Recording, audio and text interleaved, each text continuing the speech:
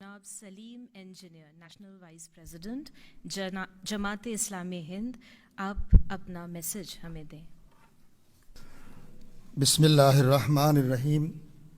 अत्यंत दयावान एवं कृपाशील ईश्वर के नाम से, उस ईश्वर के नाम से जो सारी सृष्टि का अकेला रचयिता है, हम सब का पैदा करने वाला और पालने वाला है।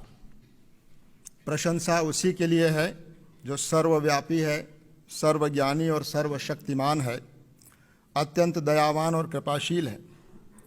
वह हमसे बहुत निकट है, हमारी बातें सुनता है, जवाब देता है, हमारे दिल और दिमाग में उठने वाले विचारों को अच्छी तरह जानता है। यहाँ तक कि हमारे इरादों, हमारी नीयतों और हमारे इंटेंशंस को भी वो अच्छी तरह पहचानता है। मेरा विश्वास है कि एक दिन हम सब को उसी मालिक के सामने खड़ा होना है और अपने पूरे जीवन का, उसकी हर हर कृपा और आशीर्वाद का और उस हमारे एक एक कर्म का हिसाब देना है। ईश्वर की विशेष कृपा और शांति हो उन तमाम ईश दूतों, संदेष्टाओं और पैगंबरों पर जो ईश्वर के आगे संपूर्ण समर्पण का संदेश और मार्गदर्शन लेकर इस धरती पर भेजे गए।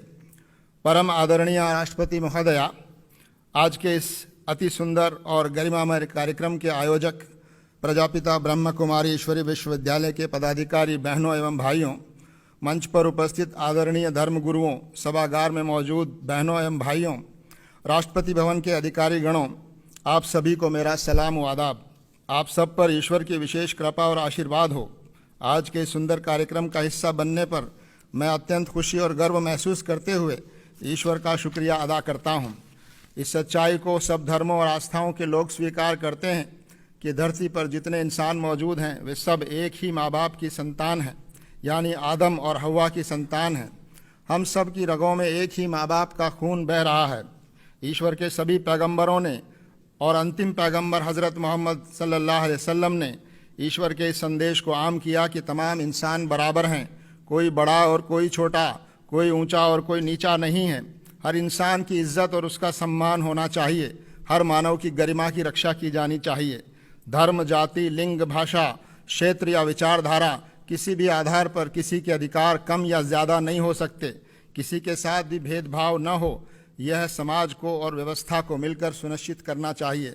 हज़रत मोहम्मद साहब ने फरमाया, अल खल्को अयालुल्लाह, यानी ये सारी सृष्टि और ये सारे प्राणी ईश्वर का एक परिवार और कुनबा और ख़ानदान है।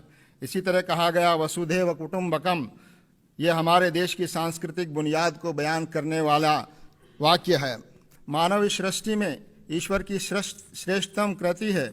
वह इस धरती पर ईश्वर का प्रतिनिधि है। हमारा भारतीय समाज विविधताओं वाला समाज है। हमारे देश की बड़ी आबादी किसी न किसी धर्म या विचारधारा एवं जीवन व्यवस्था में विश्वास करती है। हमारे संविधान में यह सुनिश्चित किया गया है कि हर नागरिक अपनी पसंद का धर्म, आस्था या विचारधारा अपनाने के लिए पूरी तरह स्वतंत्र हो।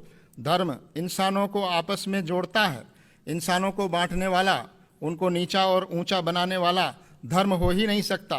समाज में घृणा, हिंसा और लोगों के बीच अविश्वास सच्चे धार्मिक लोगों की वजह से नहीं है, बल्कि धर्म का दुरुपयोग करने वाले कुछ स्वार्थी एवं समाज विरोधी लोगों की वजह से है। मैं इस्लाम धर्म में विश्वास करता हूँ और यहाँ उसका प्रतिनिधित्व कर रहा हूँ। मैं आपसे निवेदन करना चाहता हूँ कि इस्लाम शब्द का अर्थ है ईश्वर के आगे संपूर्ण समर्पण। इसका एक अर्थ शांति है, क्योंकि अपने सृष्टा के आगे समर्पण से ही इंसान के मन में और इस धरती पर न्याय और शांति की स्थापना हो सकती है। न्याय की स्थापना ही वास्तव में धर्म की स्थापना है और यही शांति की स्थापना की असल बुनियाद है। धर्म हमको अपने सृष्टा का परिचय कराता है, हमें उससे जोड़ता है। सच्चा धार्मिक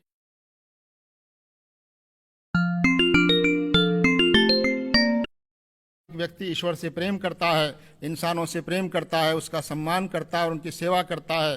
धर्म व्यक्ति को अनुशासित करता है। धर्म हमको इस बात की शिक्षा देता है कि हम अन्याय और अत्याचार से पीड़ित और कमज़ोर लोगों, चाहे वो किसी धर्म के मानने वाले हों, उनके साथ खड़े हों, उनकी मदद और सेवा के लिए आगे आएँ, उनको समाज में सम्मान दिलाने का प्रयास करें। आज इस बात की आवश्यकता है कि विभिन्न धर्मावलंबियों में और धर्म गुरुओं में मेल जोल बढ़ना चाहिए, उनके बीच संवाद मजबूत हो। समाज में नैतिक मूल्यों को स्थापित करने के लिए हम सब धर्म गुरुओं को मिलकर प्रयास करना चाहिए। हम सभी धर्मों के धर्म गुरुओं को इस महत्वपूर्ण काम में पहल करके साथ मिलकर समाज में जागृति लाने, आपसी सद्भाव और विश्वास को मजबूत करने का यह पवित्र कार्य करना चाहिए। और हम लोग ये कार्य कर भी रहे हैं, लेकिन इस कार्य को और अधिक सक्रियता से करने की आवश्यकता है। मैं ईश्वर से प्रार्थना करता हूँ कि वह हम सबको देश और समाज के प्रति अपना दायित्व पूरा करने की प्रेरणा और शक्ति प्रदान करे, ताकि हम सब मिलकर शांति पर आधारित और नैतिक मूल्यों पर आधारित और न्याय पर आधारित एक समाज का निर्माण कर सकें और भारत को प्रगति और समृद्धि की राहों पर आगे ले जा सकें।